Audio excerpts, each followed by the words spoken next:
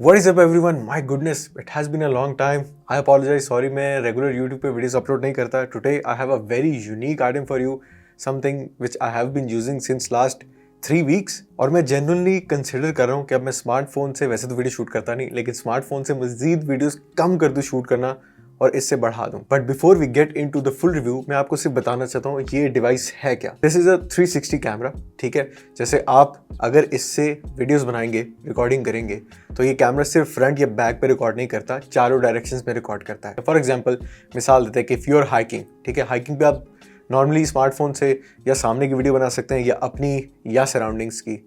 सो उन मोमेंट्स पे ये बेस्ट काम करता है. एट अ टाइम चारों डायरेक्शंस में आप रिकॉर्ड कर रहे होते हैं, राइट. आपको चारों डायरेक्शंस में मोड़ने की भी जरूरत नहीं, आप कैमरा सीधा रख सकते हैं एंड लेटर एडिटिंग के वक्त की फ्रेम्स पे चारों तरफ देख सकते हैं, जो फुटेज पसंद आए उसको रख सकते हैं. ये मकसद है इस कैमरा का. उसके अलावा कुछ फीचर जो कंटेंट क्रिएटर के लिए बहुत अच्छे हैं वो ये है कि इसकी बैटरी लाइफ बहुत अच्छी है. It has a great battery life.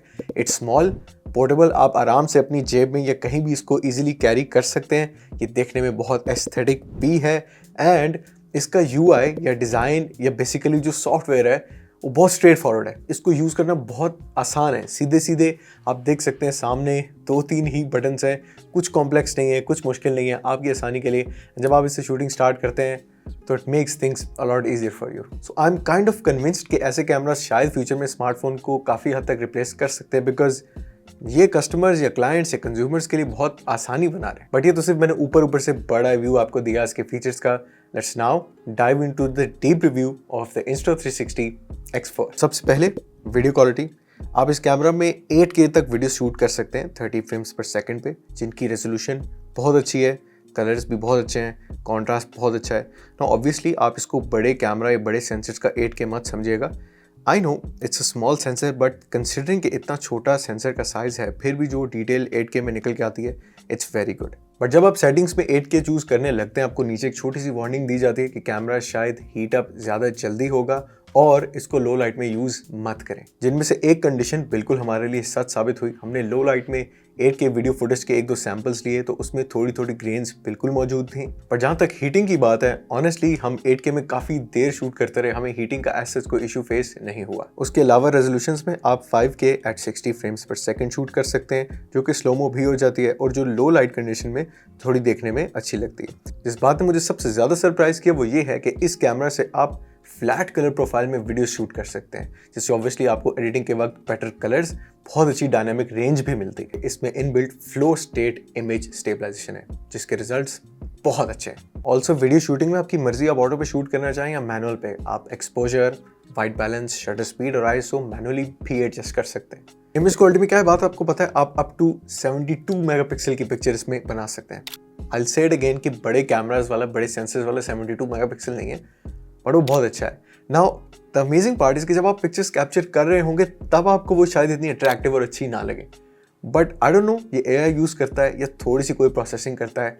After like 2, 3 और 5 seconds the pictures turn out to be absolutely amazing. ये सैम्पल्स आप अपनी स्क्रीन पे देख सकते हैं. इनफैक्ट मैंने कुछ सैम्पल्स लो लाइट में डिलिबरेटली शूट किए, कंपेयर किया उनको Pixel 8 Pro के साथ. बटन्स के बारे में बात करना बहुत बेसिक हो जाएगा. मैं वॉइस और जेस्चर कंट्रोल की बात करना चाहूँगा. जेस्चर कंट्रोल को सेट एंड यूज़ करना बहुत ईजी है. फॉर एग्जाम्पल अगर आप पीस का साइन दिखाते हैं, it's going to take your photo. And voice control में if you say something like start recording, cameras आपकी वीडियो स्टार्ट करना शुरू कर देगा. Take a photo,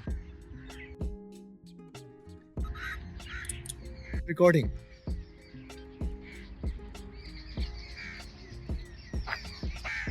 stop recording. ये सबसे ज़्यादा हेल्पफुल तब होता है जब आप कैमरा से काफ़ी दूर हैं, तो आप शाउट करके लेट से बोलने की कोशिश करते हैं स्टार्ट रिकॉर्डिंग और समथिंग लाइक ऐसा कोई साइन दिखाते हैं, तो कैमरा खुद वीडियोस पिक्चर्स लेना शुरू कर देगा. Insta360 X4 के बारे में जो मेरी फेवरेट चीज़ है वो है इसकी ऑडियो क्वालिटी, क्योंकि उसका सबसे बड़ा फायदा यह है कि कैमरा आपको अपने मुंह के इतनी करीब रखने की ज़रूरत नहीं है. नॉर्मली हम माइक्स को अपने पास रखना चाहते हैं, जैसे ये DJI का माइक मेरे पास पड़ा है. ये कैमरा मेरे से इतना ज़्यादा दूर भी है या बल्कि इनविजिबल स्टिक के साथ भी काफ़ी दूर लगा हुआ है, फिर भी बहुत क्रिस्प और अच्छा ऑडियो रिकॉर्ड करता है. एक बहुत इनक्रेडिबल चीज़ ये है कि रिकॉर्डिंग के दौरान आप कहीं भी देख सकते हैं. ऑन योर राइट जहाँ पे सूरज है, ऑन योर लेफ्ट जहाँ पे बहुत प्यारे दरख्त हैं, के सामने जहाँ से लोग भी आ रहे हैं और जहाँ पे आपको अपना ट्रैक भी दिख रहा है. Pretty amazing, right? Small devices का अच्छा ऑडियो होना एक बहुत इंपॉर्टेंट फीचर है, बिकॉज आई जेन्युइनली थिंक जितने भी स्मार्टफोन्स मैंने अपनी लाइफ में यूज़ किए हैं, the iPhone, the Googles, maybe the Samsungs as well, मुझे कोई ख़ास कभी भी किसी का ऑडियो नहीं लगा, बिकॉज उसमें हिस बहुत ज़्यादा होती है, सराउंडिंग का साउंड बहुत ज़्यादा होता है, एंड मेरे वोकल भी कुछ खास नहीं आते. ये पहला टाइनी कैमरा है जिसमें मुझे लगा मेरी अपनी आवाज़ बहुत अच्छी आ रही है. अब बात करते हैं इसके कुछ शूटिंग मोड्स के बारे में, जिसमें सबसे पहली है the fake drone shot. Capture आप ऐसे करते हैं बेसिकली, या तो किसी के हाथ में इनविजिबल स्टिक पे कैमरा लगा देते हैं और कहते हैं मेरे पीछे पीछे वॉक करो, या अपने बैग में इनविजिबल स्टिक को डालते हैं और सीधा वॉक करते हैं, एंड दैट्स इट. उसके अलावा 360 व्यू वाली शॉट मुझे बहुत पसंद है. इसकी ट्रिक बहुत सिंपल है, आपने सिर्फ सीधा स्ट्रेट वॉक करते जाना है और वीडियो बनाते जाना है. एडिटिंग में इसके अपने सॉफ्टवेयर से आप की फ्रेम्स डालेंगे एंड 360 वीडियो बना लेंगे. That's how easy it is. And thirdly, जैसे मैंने रील्स में भी बताया, मी मोड बहुत अच्छा है स्पेशली फॉर व्लॉगर्स, क्योंकि व्लॉगिंग में ज़्यादा एरिया कैप्चर होना बहुत रेयर है. स्मार्टफोन्स के फ्रंट कैमरा में इतना वाइड एंगल लेंस होता नहीं, अगर हो भी वो अच्छी क्वालिटी का नहीं होता, बट इससे आप बहुत अच्छी व्लॉगिंग कर सकते हैं मी मोड से. बट उसका छोटा सा ड्रॉबैक ये है कि मी मोड आप सिर्फ 4K में शूट कर सकते हैं, 8K में नहीं, क्योंकि मी मोड जो है वो इस कैमरा के सेंसर को शिफ्ट कर देता है सिंगल लेंस पे, वाइल नॉर्मली जो वीडियोस आप रिकॉर्ड करते हैं वो 360 लेंस के साथ शूट हो रही है. मैं आपको जेन्युइनली बताऊं, I honestly love those products जो लेटेस्ट होने के साथ साथ प्रॉब्लम सॉल्विंग होते हैं इन अ वे कि वो लोगों के लिए आसानी पैदा करते हैं. और इसीलिए Insta360 X4 मुझे बहुत ज़्यादा पसंद है. वीडियो क्वालिटी को लेके मुझे कोई परेशानी नहीं है, ऑडियो क्वालिटी को लेके मुझे कोई परेशानी नहीं है. मैं अच्छी पिक्चर्स बना सकता हूँ इस छोटी सी डिवाइस से. इसको मैं इजीली अपनी पॉकेट में कैरी करके कहीं भी लेके जा सकता हूँ.